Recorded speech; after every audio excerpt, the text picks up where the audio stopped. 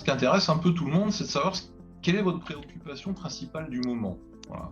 Est-ce qu'il y a quelque chose aujourd'hui qui vous empêche de dormir ou peut-être qui vous fait rêver?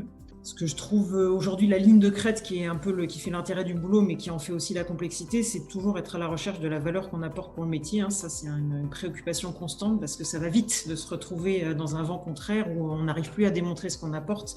Donc, c'est à la fois l'apporter et savoir le faire voir parce que c'est deux choses différentes et faire bien les deux est pas toujours évident à faire pour des gens qui ont plutôt des profils un peu techniques. Donc, c'est vraiment ça qu'on essaye de porter au quotidien.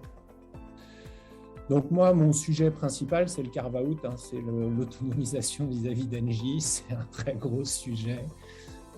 Ça représente une petite moitié du groupe qui sort, puisque Engie, c'est un peu plus de 165 000 collaborateurs et on en a 75 000 qui se séparent. Donc c'est compliqué, c'est un projet compliqué en temps très contraint et avec un objectif également de réaliser un certain nombre de synergies en parallèle. Donc à la fois on transforme, on sépare et on doit aussi transformer les modes opératoires des équipes.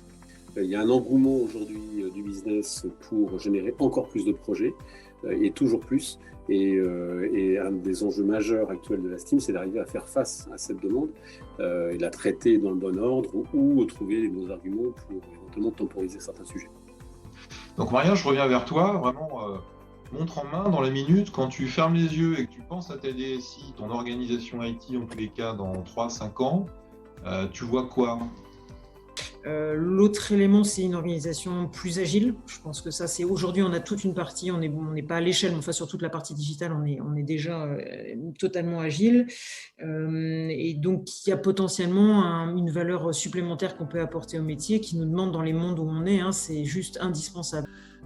Moi, je la vois déjà au sens d'une communauté IT plutôt qu'une DSI en tant que telle. J'aime pas trop le terme de DSI, mais plutôt une communauté IT déjà où chaque collaborateur y trouve sa place et se sente bien. J'ajouterais juste un point qui est la connexion au business, c'est-à-dire vraiment avoir cette interprétation métier IT qui fonctionne dans certains secteurs chez nous, qui fonctionne très bien, sur le digital en particulier, et que j'aspire à développer sur l'ensemble des périmètres.